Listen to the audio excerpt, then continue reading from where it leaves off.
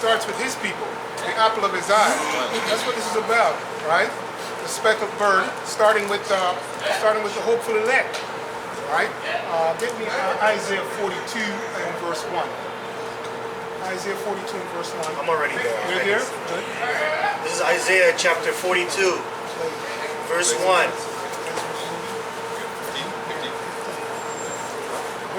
Okay, this is Isaiah 42, verse 1.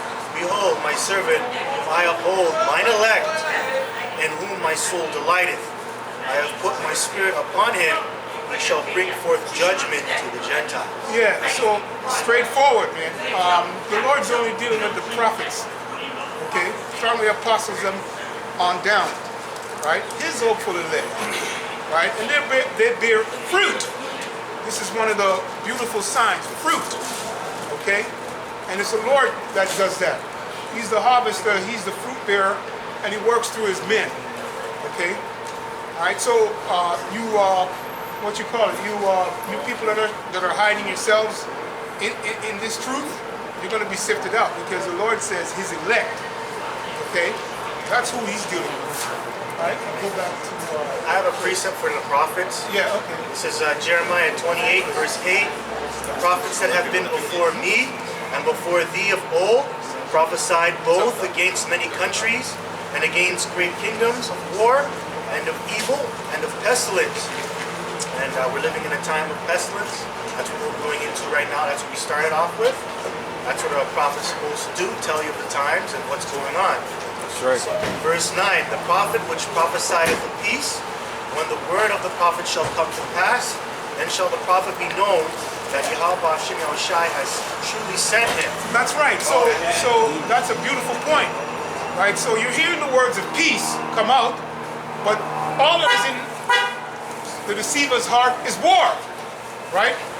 And lies and deceit, robbery and murder, right? So you're hearing the peace now, and you have to be of the hopeful elect, Yahweh Shem Yahushai's hopeful elect, and a person of understanding his person that he set up to really get this thing.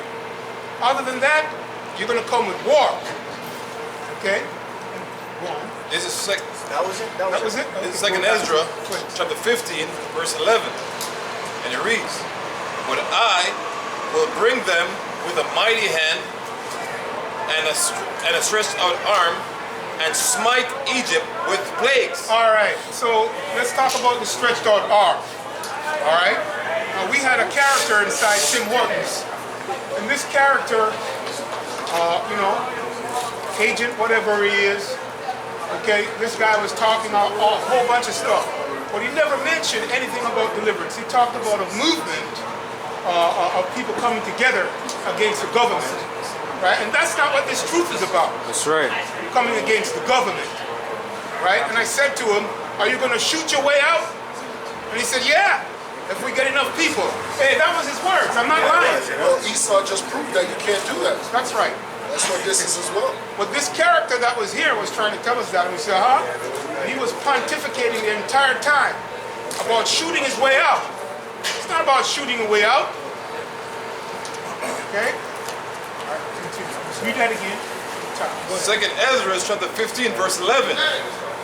But I will bring them with a mighty hand and stretched out arm, and smite Egypt with plagues as before, and I will destroy all the land thereof. Stretched out arm. All right, beautiful. Continue.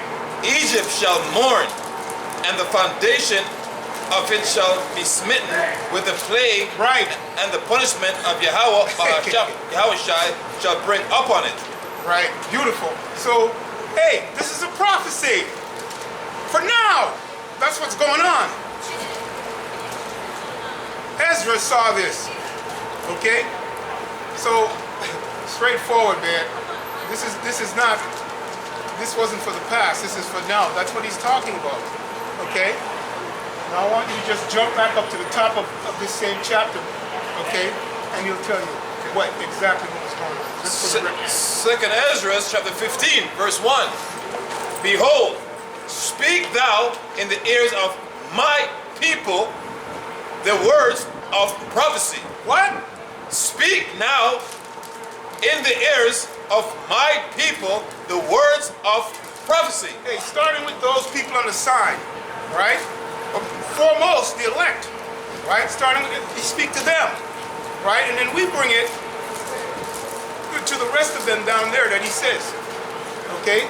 Right there on the sign, okay? Starting with those tribes, which is the biggest family on the entire earth, by the way, a numberless family, right? Abraham said that he got that prophecy, okay? Like the sand of the sea. So yes, read on. Which I will put in thy mouth, says Yahweh, what Yahweh shai. That's right. So that, go ahead. And cause them to be written in paper. All right, beautiful point. So that's a thing. So that's why we're reading from the script, right? And it's going on to tell you that these so-called plagues, okay, that's why I made a list of them today, okay, to really show you. All right, hey, you got okay, let me read this while you're looking. So I just want to give you some numbers in regards to the greatest, so-called greatest plague that plagued this earth, right? Hey, and who brought the plague, by the way? It wasn't Esau. Sure. That was the Lord's plague.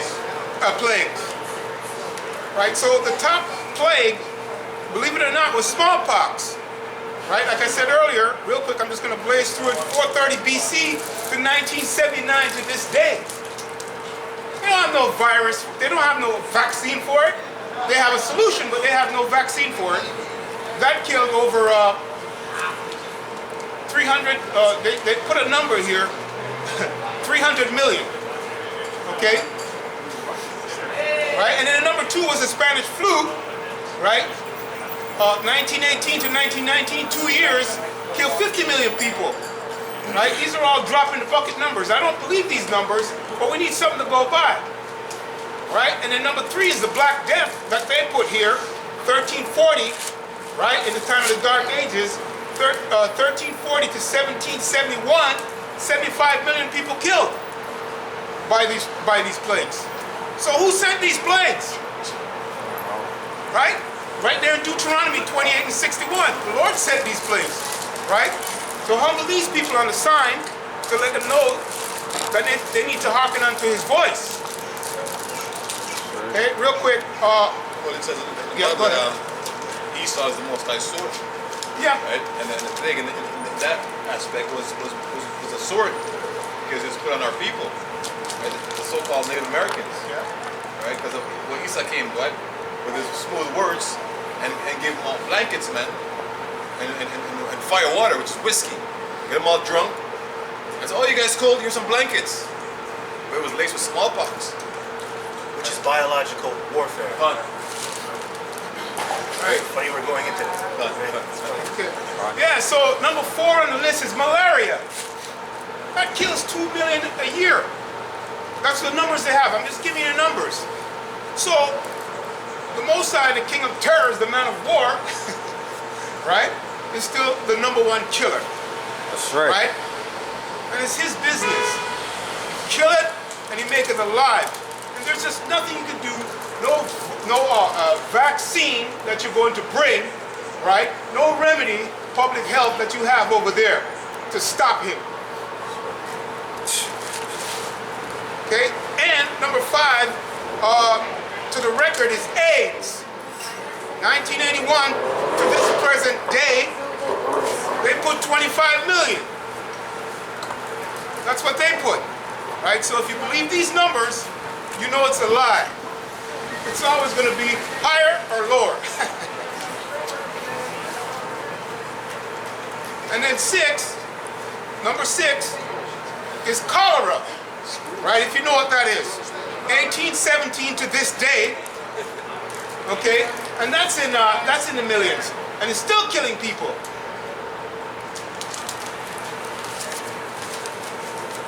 Okay, and now the final one I'm going to give you, okay, this one, I believe it killed more because this is just what the number they said. This is typhus, if you know what typhus is. Typhus or typhoid. Okay? 1430 BC to the present day. It's still killing people. Right? If you know anything about the Holocaust, just look up typhus. Okay, that killed 3 million. They lie about that number. You want to tell me from 430 BC it only killed 3 million people? This plague is coming from the Lord. The ultimate, he's the ultimate, what? Killer. Killer. That's right. Killer.